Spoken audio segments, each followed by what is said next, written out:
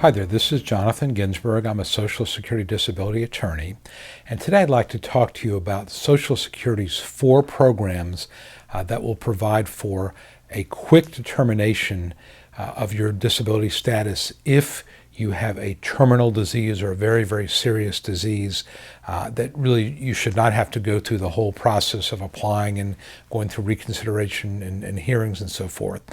And it seems kind of silly that Social Security would have 4 different programs, but they do.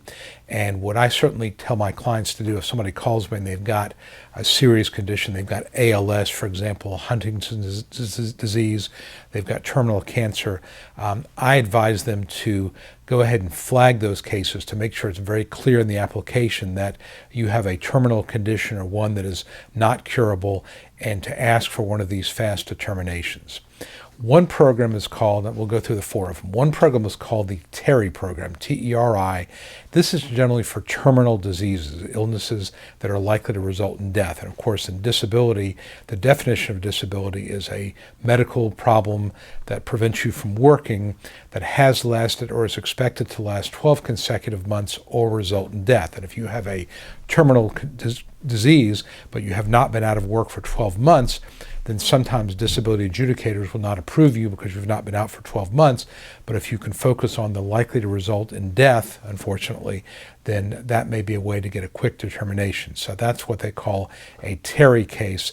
And again, I'm going to give you a link here on the screen where you can go look at that, but that's typically metastatic cancer, someone who's been in a coma for 30 days, certain types of birth defects, things like that. That's pretty typical of a TERI case.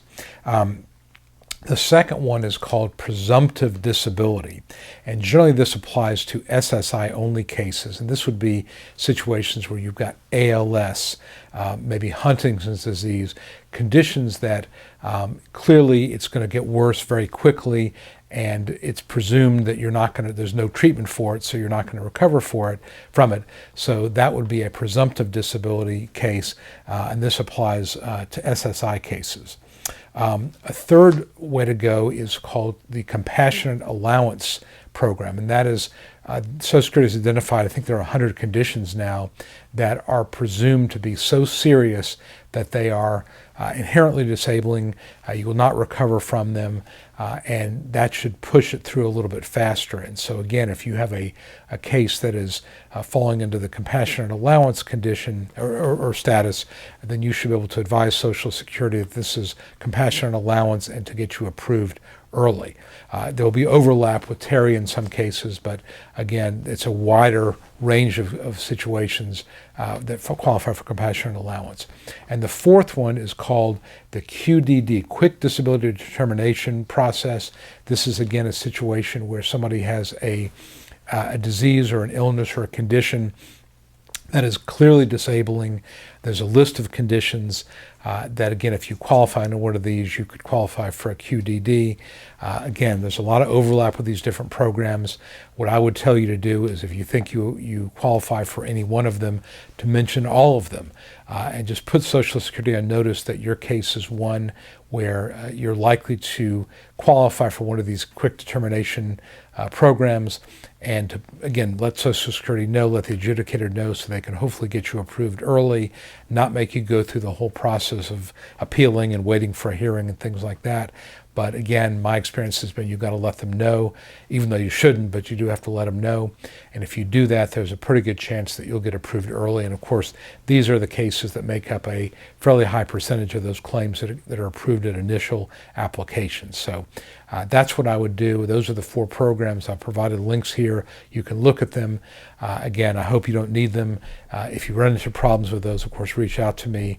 I'll be happy to try to lead you in the right direction. In most of these cases, people do not end up needing an attorney because they do get approved. Although, believe it or not, I've had a few cases where I've had to represent people at hearings when they clearly should have been deemed disabled early on. And we get to a hearing, and I can a lot of times win those cases with a pre-hearing brief. But I hope you don't need to go that step because, again, it takes sometimes a year and a half, 2 years to get to a hearing. And if you've got a really serious or terminal condition, you shouldn't have to wait. But again, sometimes you do. So the purpose of this all is to avoid having you fall through the cracks, and hopefully you won't. But if you do, again, let me know. This is Jonathan Ginsberg. If you found this video helpful, please give me a thumbs up on YouTube or a like on Facebook. And of course, if you have any questions, let me know that as well. Thanks a lot.